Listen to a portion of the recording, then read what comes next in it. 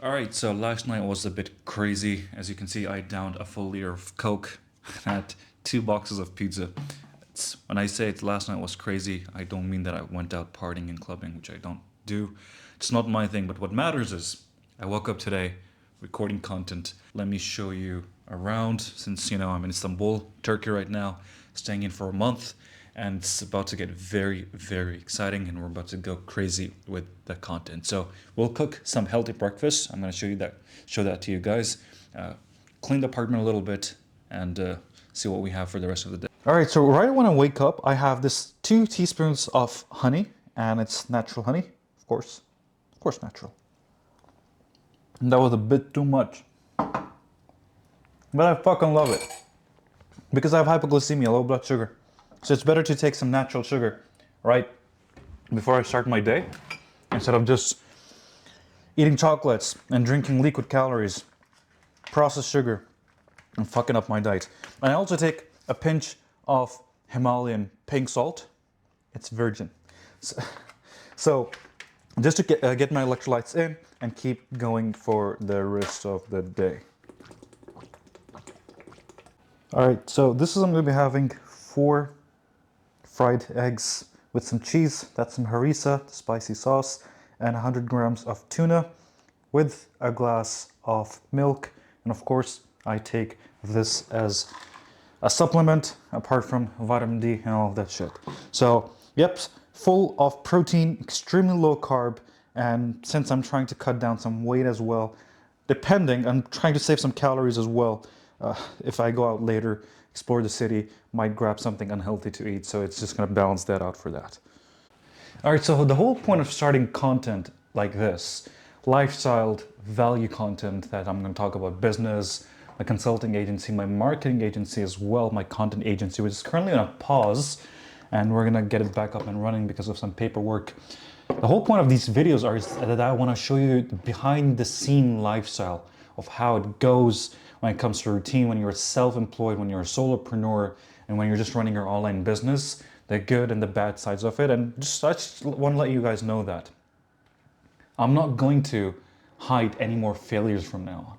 And any failure that I had in the past, I'm going to start covering them up in the upcoming videos as well, because I think it's the online business, the content creation, all the it's painted in such a way that they just lie to you that it's success, and then when you go out in the real world and try running your own online business, is that when you start going out in the real world and start running your online business, you feel like it's always wins, always those Stripe notification coming in, prospects replying to you, setting up meetings with you. It's none of that. It's way worse than that. It requires dedication, hard work, and discipline, just as if you're running a normal business, just as you're running a restaurant business or a cafe or something, since I run a restaurant as well.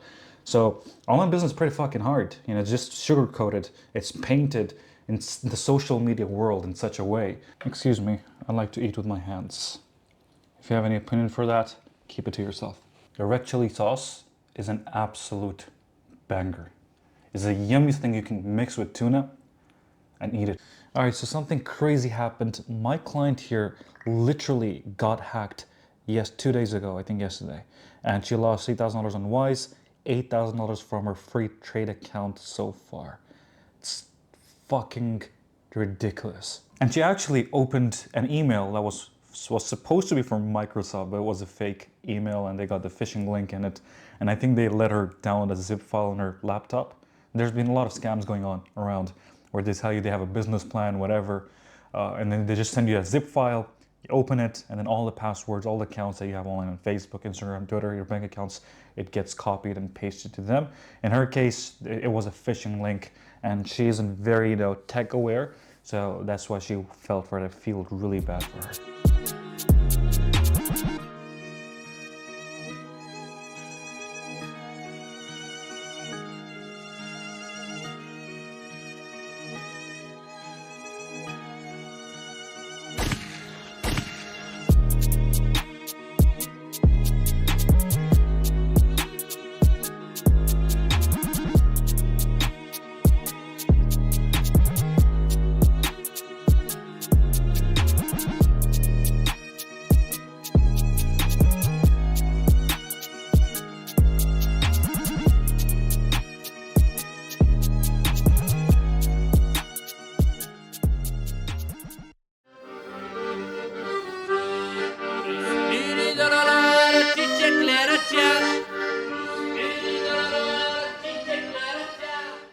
Alright, so I just got home from the gym. It was a killer buy and try workout. Just had a tuna sandwich, a scoop of protein, about to take a shower, then I'll get changed and head out, stand in a cafe, talk to you guys about something very important, and we'll end the video after that. Alright, I wanted to focus on one specific point in today's video, is never underprice yourself just for the sake of signing a client. No matter how much money you need, if you're homeless, if you don't have food on the table, that's an exception. But if you have some decent income coming in, and you know that your service is $1,000, $2,000, $3,000, and the client is saying, can you do it for me for $500? And you're thinking like, okay, I can do it. At least at the end of the day, it's money, right? Do not do it. Because number one, these type of clients are the worst clients you can ever attract. They expect to give you the least amount of money, and in return, they expect you to change the world for them. They expect you to pet their dog. They expect you to fix their marketing, their logo, their branding, why they're not getting clients, why they're having arguments with their fucking partner. They're a pain in the ass. So if you think your service is worth $1,000, charge $1,000. Never underprice yourself, because that only attracts the worst leads and clients possible. And it's not only the money thing, right? You might get $500, but the energy they drain out of you, it's not worth it.